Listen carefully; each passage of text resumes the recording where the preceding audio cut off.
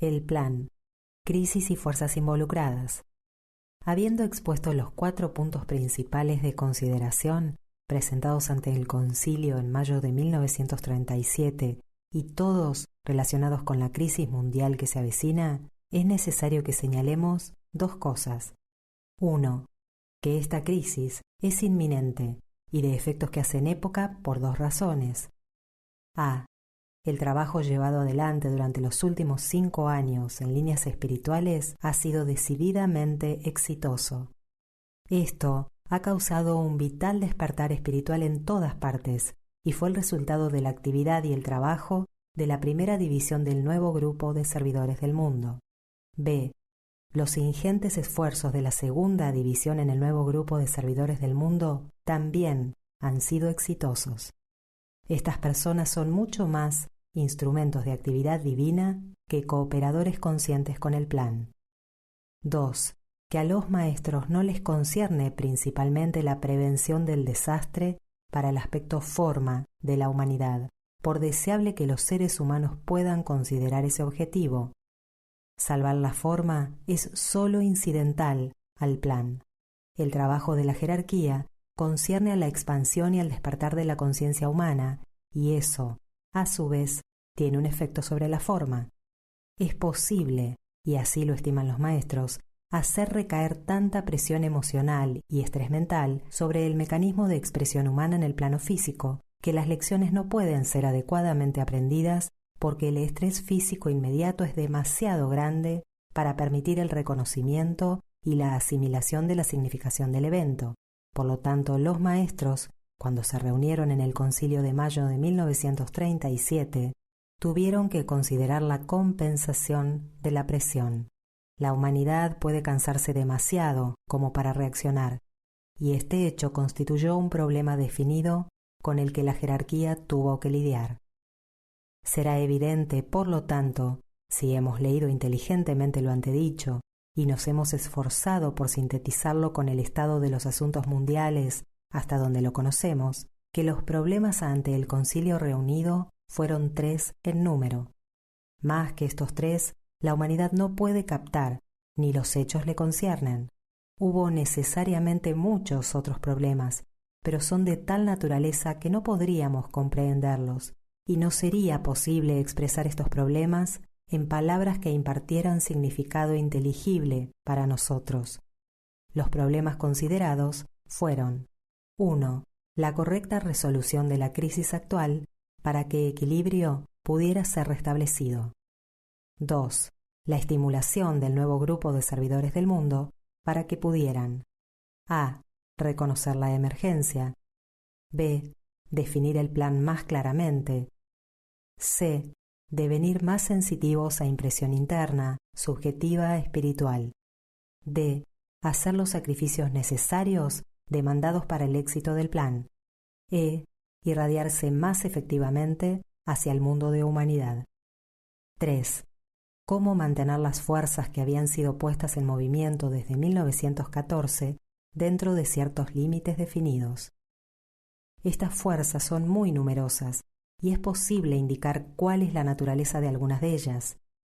Esto se hace, sin embargo, más en aras de futura comprensión y futura comprehensión racional que porque podamos específicamente hacer algo en particular en relación con ellas. Simplemente, permítaseme enumerarlas, y si leemos con el ojo de la visión interna abierto y con nuestra intuición alerta y despierta, quizás alguna aprehensión de los problemas ante el concilio pueda alborear en nuestras mentes. No es posible extenderse sobre estas fuerzas, ni podemos interpretarlas. Simplemente podemos exponer lo que son hechos para la jerarquía, pero que solo puede ser una interesante suposición, hipótesis o quimera para nosotros. 1. Las fuerzas acumulativas de la gran era pisciana, poderosas, fundamentales y en este momento destructivas. A estas fuerzas las masas no esclarecidas reaccionan. Para ellas son la línea de menor resistencia. Cuando decimos masas, nos referimos a todos quienes verdaderamente no piensan, sino quienes creen y quienes aceptan en los niveles inferiores u ordinarios de conciencia. 2. Las fuerzas entrantes de la era acuariana están teniendo un efecto amplio y general sobre los éteres que circundan la Tierra, sobre la vegetación en todas partes, sobre las aguas del planeta y sobre todos los seres humanos hoy día en el mundo que están aprendiendo a pensar. La inspiración acuariana está siendo registrada por todos quienes están bajo la influencia de las nuevas escuelas de pensamiento, así llamadas. La interpretación de los ideales presentidos puede que sea errónea, pero el poder para responder a las nuevas fuerzas está allí, y el efecto sobre la mente y el cerebro es real y duradero. Uno de los primeros efectos es la estabilización de la reacción emocional. 3. Fuerzas influyentes y potentes entrando a raudales en este momento desde las grandes estrellas Betelgeuse y Sirio.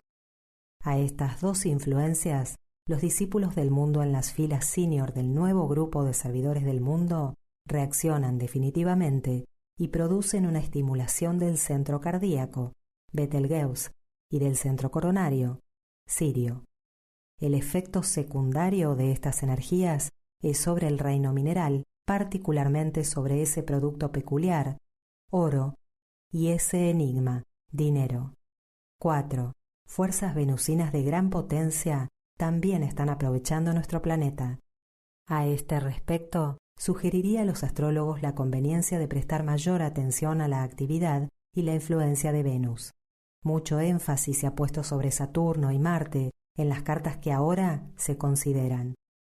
En el futuro, igual énfasis tendrá que ofrecerse al planeta Venus, que en la era acuariana reemplazará a Marte como una influencia básica.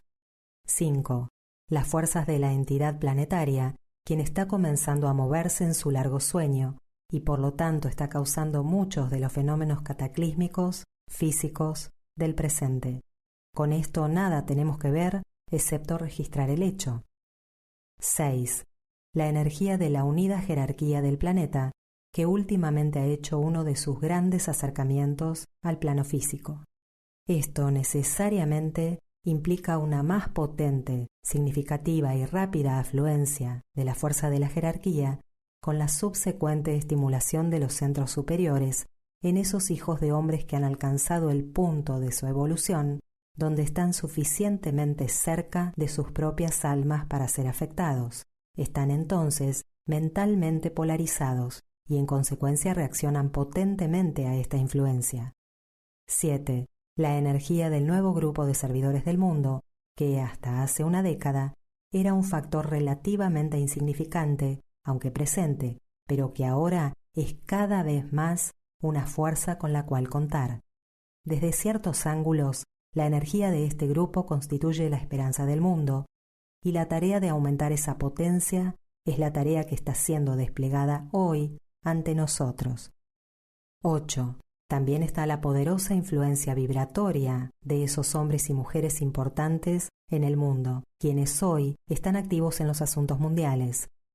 Desde el lado de la jerarquía y el uso de energía espiritual, estos hombres y mujeres son considerados como puertas a la vida humana, porque a través de ellos la energía de ciertas grandes almas mundiales, potestades mundiales y maestros puede ser expresada. Hay muchos así, y una de las tareas ante el concilio es equilibrar estas fuerzas de tal manera que no alteren el equilibrio mundial más allá del punto de restablecimiento de balance. Los estudiantes necesitan recordar que un maestro inevitablemente corre ciertos riesgos y contingencias cuando inspira ocultamente a un alma e impele a un hombre a inconsciente cooperación con el plan. Debemos recordar, sin embargo, que no hay infracción alguna a la libertad humana, ni siquiera por un maestro. A veces, un discípulo o un miembro del nuevo grupo de servidores del mundo tomará las cosas por su cuenta, metafóricamente hablando, y esto producirá desastre y frecuentemente una destrucción temporaria de esa parte del plan que se le ha confiado. 9. Ciertas fuerzas que nosotros, en nuestra ignorancia y falta de perspectiva, puede que llamemos fuerzas malignas o negras. En léxico mundano, estas fuerzas están conectadas con lo que se considera el lado oscuro de la naturaleza y de la energía. son manejadas por grandes y poderosos seres humanos, quienes en su mayoría están fuera de encarnación física. Trabajan desde el plano astral y primariamente por intermedio de grupos. Estos grupos, al estar compuestos por hombres ignorantes, inestables, egoístas y ambiciosos, proporcionan un campo propicio para sus esfuerzos. De este trabajo maligno así llamado, el individuo término medio en el grupo no es responsable, aunque por lo general se encuentran en el grupo quienes son obstinadamente ambiciosos y egoístas. Aunque el castigo individual es leve y la responsabilidad individual es pequeña, no obstante la efectividad de este método es muy grande. El resultado es de la índole de obsesión grupal, lo cual es una cosa relativamente nueva, pero también hoy se está volviendo cada vez más frecuente. Estas son algunas de las fuerzas que están ocasionando y constituyendo el problema mundial, y con estas el concilio ha tenido que lidiar.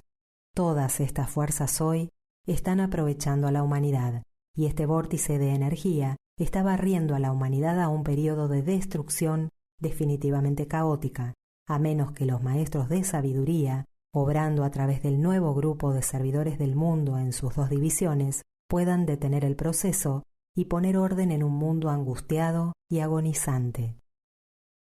Extraído de Psicología Esotérica, tomo 2, de Ali Sam Bailey.